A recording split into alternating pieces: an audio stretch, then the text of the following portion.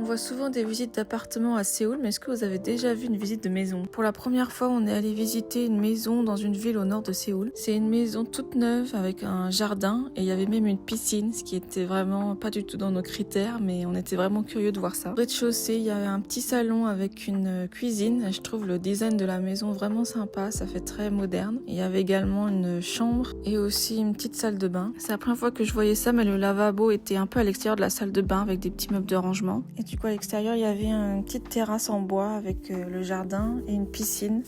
Une petite piscine un peu à l'ancienne, mais que je trouvais très jolie. Et surtout, je me disais que même si de base, je ne souhaite pas avoir une piscine, je sais que mon chien adorerait profiter de la piscine l'été quand il fait chaud. Et aussi dans la cuisine, il y avait un petit espace exprès pour la machine à laver. C'est hyper courant dans les appartements ou maisons coréennes d'avoir une pièce ou un petit espace vraiment dédié à la machine à laver. Et ensuite, quand on monte à l'étage, il y avait un grand palier, un petit espace à côté de l'escalier. Et depuis ce palier, on avait accès à une première salle de bain, une chambre, et il y avait également une chambre parentale avec dressing et sa propre salle de bain.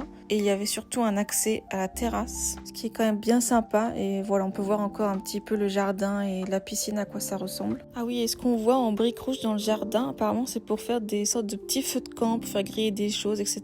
Et ça sort autour.